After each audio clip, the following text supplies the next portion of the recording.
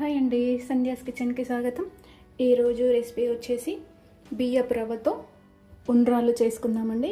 ఈ రోజున సంకష్టార చతుర్థి కదా, ఈ రోజున ఈ విధంగా నైవేద్యం చేసి పెడుతున్నాను. అలాగే మోదుకలు కూడా పెట్టుకుంటారు, ఉండ్రాళ్ళు మోదుకలు ఇలా రకరకాల నైవేద్యాలుగా పెడతారు కదా. ఇందులో నేను ఈ రోజున సంకష్టార చతుర్థి సందర్భంగా బియ్యపు రవ్వతో ఉండ్రాళ్ళు అయితే చేస్తున్నాను. 1 కప్పు రవ్వ తీసుకోవాలి. ఇది మార్కెట్లో మనకు రవ్వ కూడా దొరుకుతుంది రెడీమేడ్గా, బియ్యపు రవ్వ అలా కూడా తీసుకోవచ్చు. లేదంటే ఇంట్లో ఒక 2 గంటల పాటు బియ్యాన్ని నానబెట్టేసి ఆరబెట్టి గ్రైండ్ చేసుకోవచ్చు.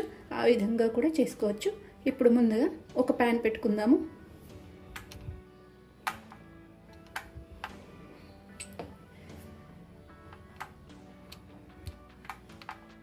ప్యాన్ పెట్టుకున్న తర్వాత ఈ కప్పు రవ్వని ఇందులో వేసుకొని కొంచెం వేయించుకోవాలి.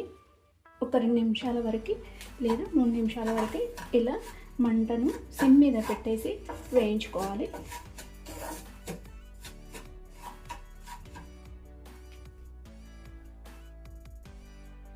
చూడండి, ఈ విధంగా వేపుకున్న తర్వాత ఒక 2 నిమిషాల వరకు వేపుకుంటే కొంచెం కలర్ చేంజ్ అవుతుంది. ఇప్పుడు స్టవ్ ఆఫ్ చేసేసుకొని వేరే గిన్నె పెట్టుకుందాము. ఇప్పుడు స్టవ్ వెలిగించుకొని ఒక గిన్నె పెట్టుకోవాలి. కొంచెం మందంగా ఉన్న గిన్నె పెట్టుకోవాలి. మనం ఏ కప్పుతో బియ్యపు రవ్వ తీసుకున్నామో అదే కప్పుతో 3 కప్పుల వరకు నీళ్ళు వేసుకోవాలి.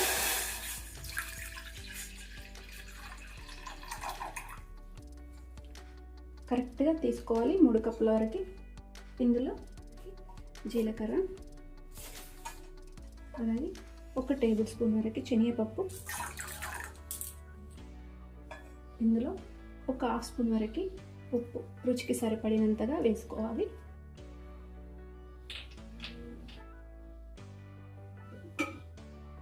ఇందులో 1 టీ స్పూన్ వరకు నెయ్యి కూడా వేసుకోవాలి. నెయ్యి వేసుకొని నీళ్ళు మరిగించుకోవాలి. నీళ్ళు మరుగుతున్నాయి కదా, ఈ రవ్వని ఇందులో వేసేసుకోవాలి. వేసుకొని సిమ్ మీద పెట్టేసుకొని ఇలా ఒకసారి కలిపేసుకొని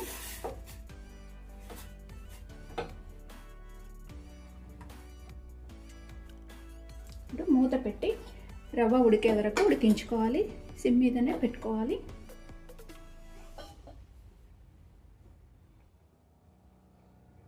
ఇలా ఒకసారి మూత తీసుకొని మధ్య మధ్యలో కలుపుతూ ఉండాలి. కొంచెం కిందికి అడుగంటకుండా ఉంటుంది, ఎందుకంటే మందంగా ఉన్న గిన్నె తీసుకుంటే బాగుంటుంది.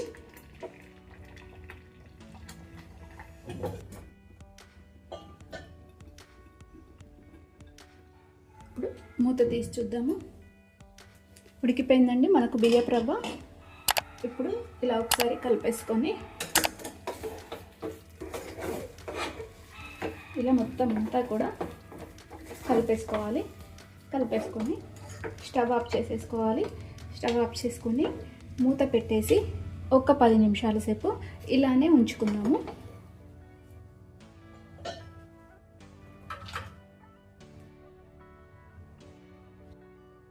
ఇప్పుడు ఒక 10 మూత తీసేసుకొని ఈ పిండిని, ఈ మనం ఉడికించుకున్న రవ్వని ఒక గిన్నెలోకి మార్చుకున్నాము.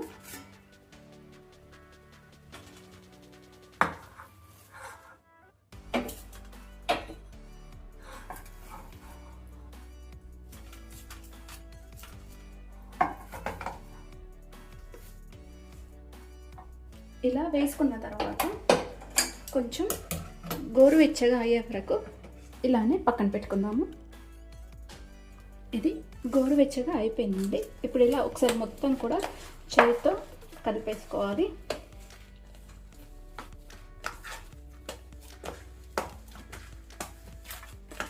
మంచిగా ఇలా నలుపుకుంటూ కలుపుకోవాలి.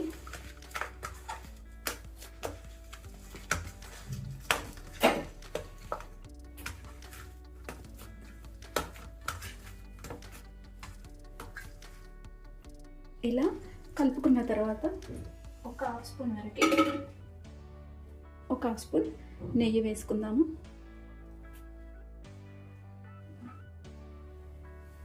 నెయ్యి వేసుకొని ఇదంతా కూడా ఒకసారి కలిపేసుకోవాలి. నెయ్యి వేయడం వల్ల చాలా టేస్ట్గా ఉంటాయండి ఈ ఉండ్రాలు.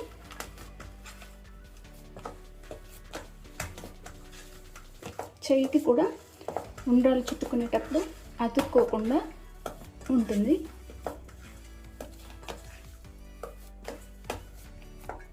ఇలా అంతా కూడా కలిపేసుకున్న తర్వాత ఇప్పుడు వీటిని ఉండ్రాలుగా చుట్టుకోవడమే.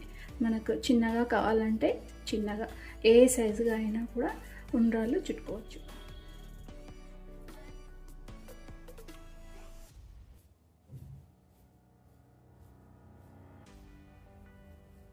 ఇలా చుట్టుకొని ఇలా రౌండ్గా షేప్ అనుకుంటే మనకు ఉండ్రాళ్ళు అన్నీ కూడా ఇదే విధంగా చుట్టుకోవాలి. ఇంతేనండి, అన్నీ ఇలా చుట్టుకుంటే మనకు రవ్వతో ఉండ్రాళ్ళు రెడీ అయిపోయాయి. ఇవి చాలా సింపుల్గా ఈజీగా కూడా చేసుకోవచ్చు. అలాగే ఇప్పుడు ఈరోజు సంకష్టార చతుర్థి సందర్భంగా నేను ఈరోజు చేశాను. అలాగే వినాయక చవితికి రోజు కూడా ఇదే విధంగా ఈ ఉండ్రాళ్ళు అనేది చేస్తారు. అలాగే ఒక్కొక్కరు మంగళవారం వినాయకునికి ఒక పొద్దు ఉంటారు, అలాగే బుధవారం కూడా ఉంటారు. ఆ రోజుని కూడా ఇలా ఉండ్రాలు చేసి నైవేద్యంగా పెట్టేయచ్చండి. ఇంతే సింపుల్గా ఈ రెసిపీ తయారు చేసుకోవచ్చు. మీరు కూడా తప్పకుండా ట్రై చేయండి. అలాగే లైక్ చేయండి, షేర్ చేయండి, నా ఛానల్ సబ్స్క్రైబ్ చేయండి. Thanks for watching.